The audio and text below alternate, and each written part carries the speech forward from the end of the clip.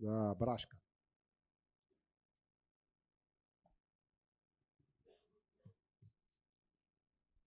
Opa, agora foi. Olá, presidente, presidentes, deputados. Um grande prazer estar aqui com os senhores mais uma vez. Presidente Arthur, acho que a nossa preocupação aqui a Brasca é uma entidade que representa as companhias abertas. Nós já tivemos a chance de apresentar para o senhor. E acho que a gente precisava separar duas coisas. A tributação de renda da pessoa física da jurídica. A nossa preocupação, e a gente não quer entrar na da pessoa física, porque acho que não somos legítimos nesse debate, mas a preocupação é com a tributação da pessoa jurídica. Nós temos, tanto quanto na reforma do consumo, uma necessidade de uma reforma da tributação da renda da pessoa jurídica também. O nosso problema e nossa dificuldade para um projeto de lei que, em geral, parece bom, é que ele cria um novo tributo para a distribuição de lucros no investidor estrangeiro no Brasil.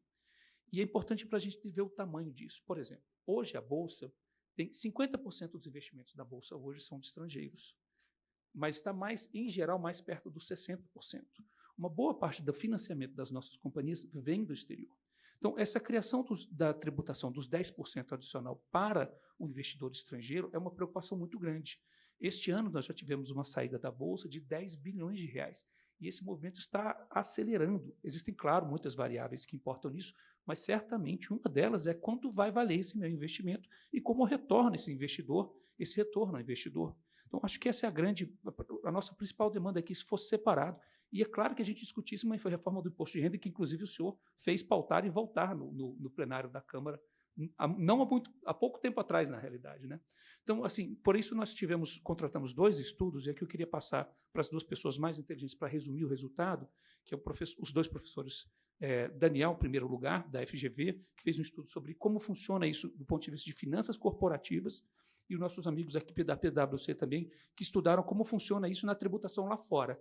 Se puder, 3 frases resumir esses estudos. Pode ser, Daniel, em primeiro lugar? Boa tarde. Então, uma equipe de professores da FGV conduziu um estudo para analisar o impacto da tributação de dividendo das empresas de capital aberto. Então, o foco foi no estudo de caso, e olhando a nossa história, olhando a isenção que aconteceu em 96.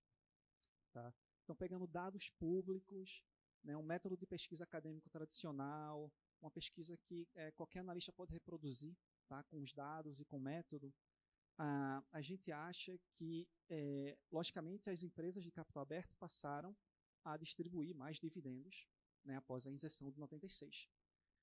E uma preocupação é que elas estivessem isentando, né, dividendos e prejudicando seus investimentos. Mas o que a pesquisa acha é que as empresas crescem, e esse crescimento traz também um crescimento dos investimentos produtivos. Não são todas as empresas que crescem o investimento produtivo, tá? Mas a gente não acha nenhuma que cai o investimento produtivo. Então, o investimento produtivo ele se mantém ou aumenta para algumas empresas por conta desse crescimento. E esse crescimento aconteceu também pela atração de investimento estrangeiro direto, tá? Produtivo, nessas empresas de capital aberta no Brasil. E, por fim, a gente mostra que, por conta desse crescimento das empresas, para esse segmento bem particular, não teve queda da arrecadação, tá? Por conta da isenção, né, dos dividendos. Algumas empresas, na verdade, até tiveram, né, um crescimento da arrecadação por conta do crescimento, né, da sua produção, oriundo por conta dessa isenção. Então, o estudo ele não fala sobre pessoa física, tá? É um estudo focado em pessoa jurídica, nas empresas de capital aberto. E esses são os principais achados do nosso estudo.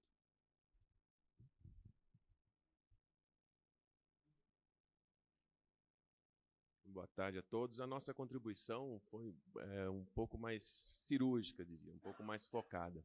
Em todo esse debate, existe muita utilização do exemplo estrangeiro, de dados estrangeiros, como é que funciona a tributação dos dividendos lá fora. E muito embora os dados, deputado, estejam sempre corretos, muitas vezes a forma como eles são apresentados na narrativa do debate público por diferentes entes leva a alguns equívocos. E é isso que a gente tentou identificar e contribuir para a correção. O primeiro ponto é que as alíquotas efetivas de RPJ estrangeiros não são o mesmo que as alíquotas nominais. Então, isso deveria ser evidente. 23 é a média de alíquotas nominais no ambiente OCDE. Só que no ambiente OCDE também, você tem, principalmente para grandes empresas que fazem grandes investimentos, grandes aportes em tecnologia, etc., você tem também incentivos, políticas públicas, subvenções, que reduzem essas alíquotas efetivas também versus a nominal numa média. Obviamente, as empresas menores não têm os mesmos incentivos lá fora, aqui é o contrário. Aqui a gente tem, via Simples Nacional, etc., alíquotas efetivas menores para as empresas de menor porte, simples, presumido, e alíquotas efetivas maiores para as empresas de maior porte. Lá fora é ao contrário. Então, se a gente for comparar companhia aberta com companhia aberta, empresa grande com empresa grande, ou seja, sujeito ao lucro real com sujeito ao lucro real, então a nossa comparação de alíquota efetiva é diferente. Então, a gente tem lá fora uma alíquota efetiva que pode estar abaixo de 20%, 18% a média que a gente calculou. Inclusive, as maiores multinacionais, não é à toa que tem a tributação mínima global de 15%, porque estava abaixo de 15%. Então, a gente tem aí algo entre 15% e 18%, que é a média das muito grandes, mas abaixo de 23%, que é a média das grandes. E uma tendência aos 23% para as pequenas. Aqui é o contrário, é 6% no simples, 16% no lucro presumido, e pelos dados usados pelo próprio secretário Marcos Pinto, 22%, 23% no lucro real. Então, quando a gente combina essa alíquota efetiva, que já é maior do que a lá fora, para empresas de capital aberto, com o adicional de 10% do IR-fonte, que é o que estaria acontecendo nesse recorte aqui, a gente, de fato, está misturando o tema meritório, necessário de reequilíbrio de tributação de pessoas físicas com um aumento de carga no lucro de pessoas jurídicas das multinacionais.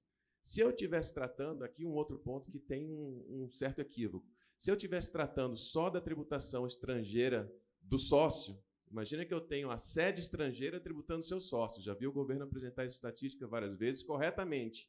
O sócio de uma empresa estrangeira é tributado em 40%, 37,7%, 42% ou mais, a depender do país. Só que dentro do grupo, dentro da multinacional, não. Por quê? Porque você tem uma prevalência dessa alíquota efetiva média, de 23%, de 22%, de 21%, e quando tem R-fonte, ele é reduzido para 0% para 5% por tratados que a gente não tem.